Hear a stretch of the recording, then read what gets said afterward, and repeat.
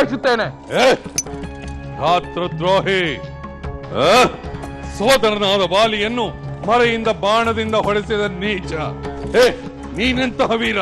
Low ದುಷ್ಟ ರಾಕ್ಷಸ, ನನ್ನ ಪತ್ನಿಯನ್ನು ಅಪಹರಿಸಿದ ಅಧರ್ಮಕ್ಕೆ ಬಾಲಿಯು ಶ್ರೀರಾಮನಿಂದ ಹತನಾದ. ಶ್ರೀರಾಮನ ಪತ್ನಿಯನ್ನು ಅಪಹರಿಸಿದ ಅಧರ್ಮಕ್ಕೆ ನೀನು ಶ್ರೀರಾಮನ ಬಾಣದಿಂದ ಹತನಾಗುವ ಕ್ಷಣ ದೂರವಿಲ್ಲ. ರಾಮನೇಕೆ, ನಾನು ನಿನ್ನನ್ನು ಸಂಹರಿಸಬಲ್ಲೆ. ಆದರೆ ವೀರಾದಿ ವೀರನಾದ ಶ್ರೀರಾಮನ ಬೇಟೆಯನ್ನು ನಾನು ಕಸಿದುಕೊಳ್ಳಲು ಇಷ್ಟಪಡುವುದಿಲ್ಲ. ನನ್ನನ್ನು ಸಂಹರಿಸಲು ಆ ರಾಮ ಎಷ್ಟರವನು? ನನಗೆ ಬೆದರಿಕೆ ಹಾಕಲು ನೀನೆಷ್ಟರವನು? ನಾನು ಎಷ್ಟರವನೆಂದು ನೀನು ಸದ್ಯದಲ್ಲೇ ತಿಳಿಯುತ್ತೀಯೆ.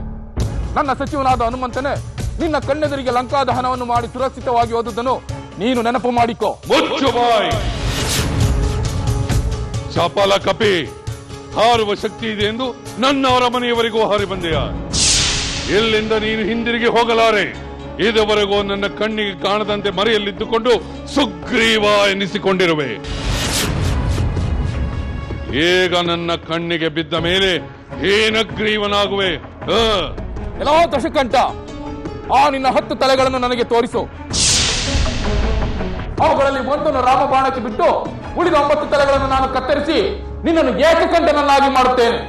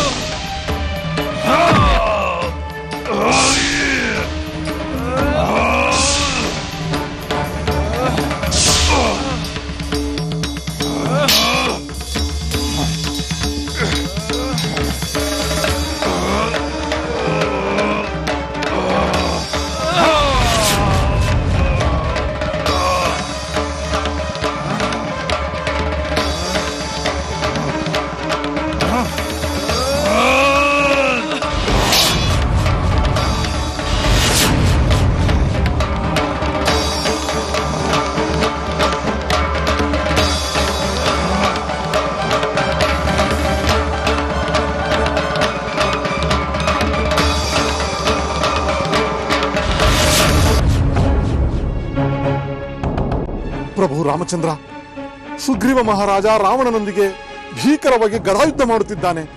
ಈಗೇನು ಮಾಡುವುದು? ಸುಗ್ರೀವ ಒಂದು ಸಣ್ಣ ಸೂಚನೆಯನ್ನು ಕೊಡದೆ ಹಾರಿ ಹೋದನಲ್ಲ. ಅವನು ಏಕಾಂಗಿಯಾಗಿ ರಾವಣನೊಡನೆ ಯುದ್ಧ ಮಾಡಲು ಹೋಗಬಾರದಾಗಿತ್ತು. ಚಿಂತಿಸಬೇಡಿ ಪ್ರಭು, ಸುಗ್ರೀವ ಮಹಾಪರಾಕ್ರಮಶಾಲಿ. ನೀವು ಆಜ್ಞೆ ಮಾಡಿದರೆ ನಾನು ಈಗಲೇ ಹೋಗಿ ವಾನರೇಂದ್ರನನ್ನು ಸುರಕ್ಷಿತವಾಗಿ ಕರೆದು ತರುತ್ತೇನೆ. ಆಂಜನೇಯ, ಸ್ವಲ್ಪ ಸಮಯ ಕಳೆಯಲಿ. ಸುಗ್ರೀವನ ಬಲದ ಪರಿಚಯ ರಾವಣನಿಗೂ ಆಗಲಿ. ಅದರಿಂದ ವಾನರರ ಬಲವೇನೆಂದು ಅವನಿಗೂ ಅರ್ಥವಾಗಲಿ. ಅದರಿಂದಲಾದರೂ ತನ್ನ ತಪ್ಪನ್ನು ತಾನು ತಿದ್ದಿಕೊಳ್ಳಬಲ್ಲ ಸೌಜನ್ಯ ಅವನಲ್ಲಿಲ್ಲ ವಿಭೀಷಣ. ಅವನಿಂದ ಸುಗ್ರೀವನಿಗೆ ತೊಂದರೆಯಾಗದಂತೆ ನೋಡಿಕೊಳ್ಳಬೇಕು. ನಿನ್ನ ಮಾತು ನಿಜ ಲಕ್ಷ್ಮಣ.